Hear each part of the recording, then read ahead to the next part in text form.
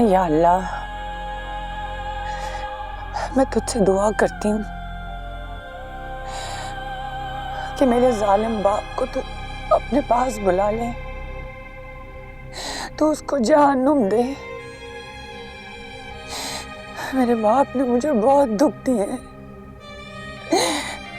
बहुत तकलीफें दी है मालिक। माँ कहाँ चली गई है? मुझे सिर्फ तेरी तलाश है। क्या तुझे मेरी याद नहीं आती? तू देख तो सही, तेरी बेटी ने कितनी तकलीफें उठाई है माँ। मैं बहुत अकेली हो गई हूँ। मुझे सिर्फ तेरी जरूरत है माँ। अगर तू जिंदा है तो मेरे पास आ जा। तेरे कंधे पे सर रख के मैं रो लूंगी। तेरी बेटी तेरे बाहर कुछ भी नहीं है। अल्लाह मियाँ मुझे मेरी माँ से मिला दे।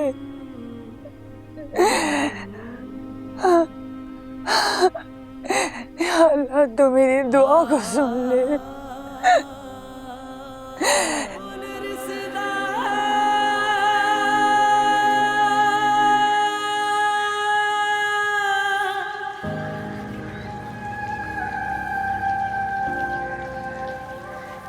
बहुत लड़ी मैं,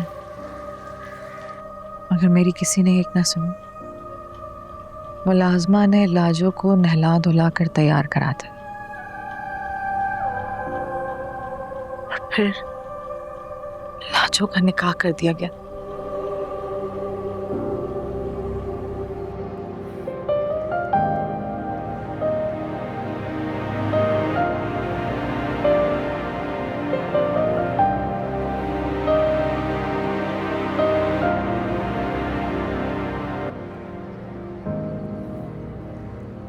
क्या आपको ये निकाह कबूल है?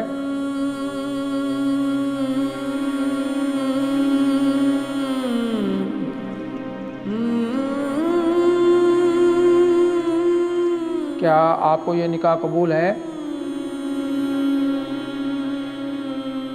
क्या आपको ये निकाह कबूल है?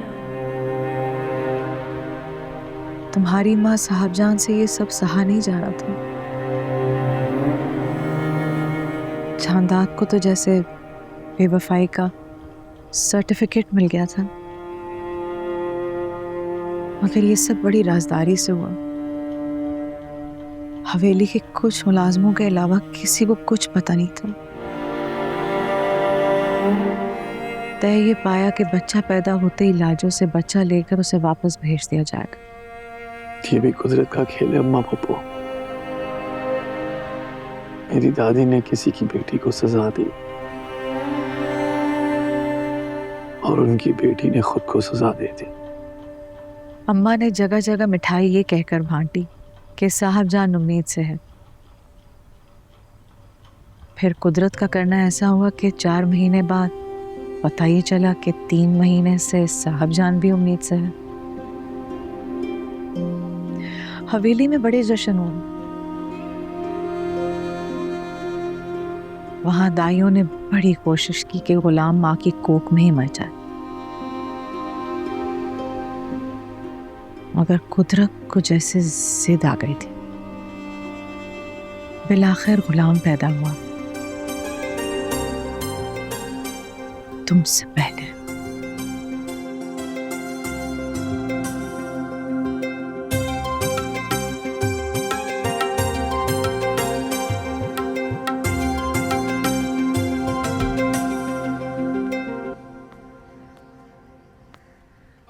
सुन लड़की,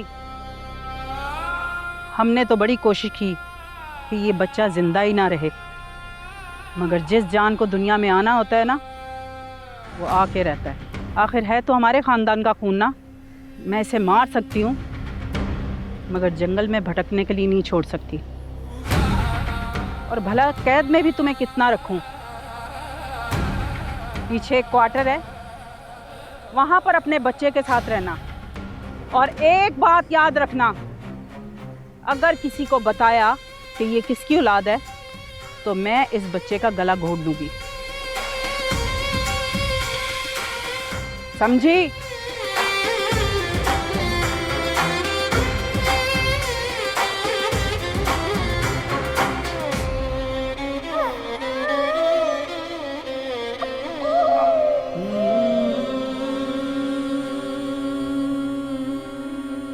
आज भी वही डरी सहमी लाजो अपने बेटे की जान की बख्शी पर खुश है। 1 महीने बाद तुम पैदा हुए, तुम बादशाह बन गए और वो गुलाम।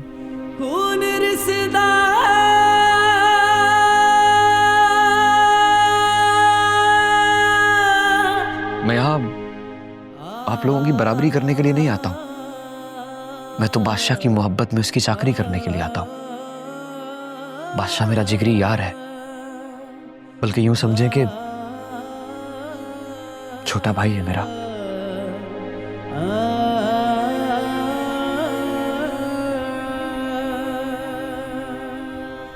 यहाँ क्या कर रहे हो बादशाह?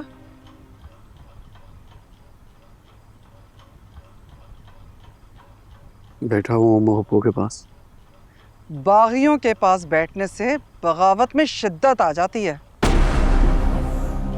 मैं बागी नहीं, मजलूम हूँ। तुम्हारे शौहर के जुल्म की भेंट चढ़ गई। हमारे खानदान की लड़की की शादी गैरों में बगावत ही है। ये तो तुम्हारे खानदान की बदनसीबी है। तो बदकिस्मती से तुम भी इसी खानदान की बेटी हो। मैं तो ये लेबल कब का उतार के अपनी छोटी सी दुनिया बसाने चली गई थी।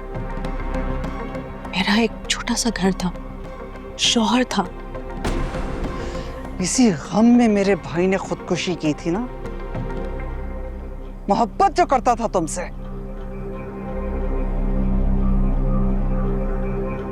मेरे भाई से अपने भाई की मौत का बदला तुम दिलवा तो चुकी थी। तुम्हारे भाई ने तो खुद को मारा था, मेरे भाई ने मुझे जीते जी मार दिया। कुछ अंदाजा भी है तुम्हें कि कैसे कैसे झूठ बोलकर हमने इस खानदान में अपनी इज्जत बचाई है? सबसे कहा कि आला तालीम के लिए बाहर चली गई है, और तुम मिलने के बाद भी खुद को इस कैद खाने में कैद कर लिया ताकि हर आने जाने वाले के दिल में हमारे लिए हजारों सवाल हों। तो कह देते ना कि मर गई है। खुदा की कसम तुम्हारे किसी खानदान वाले के सामने ना आती, लेकिन नहीं, तुम्हें तो अपने भाई का बदला लेना था ना मुझसे। वाह, कितनी आसानी से अपने भाई के किए हुए सारे गुनाह तुमने मेरी झोली में डाल दिए। जैसे कि उसने जो कुछ भी किया वो मेरे हुक्म पे किया। जानती नहीं हो तुम कि इस खानदान के मर्दों के रगों में खून बेशक खत्म हो जाए, लेकिन गैरत की गर्दिश से ये जीते रहते हैं। उठा तुम यहाँ से, नहीं तो तुम्हारी फुप्पी अम्मा तुम्हारे कानों में हमारे बारे में जहर ही घोलती रहेंगी। ऐसा कुछ नहीं करती है वो। सुकून मिलता है मुझे अम्मा पप्पो के पास, क्योंकि आप लोग तो मेरा दर्द समझते ही नहीं। हाँ, बिल्कुल नहीं समझना चाहते, क्योंकि हमें अपनी नस्ल आगे बढ़ानी है। तुम्हारे खन्नास के पीछे लग के हम बेनामो निशान ही मर सकते हैं। बहुत प्यारी होती है ना नस्ल साहब जान।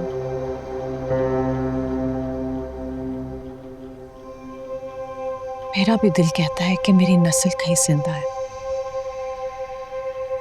मर गई थी वो पैदा होते साथ ही। जान छोड़ दो हमारी।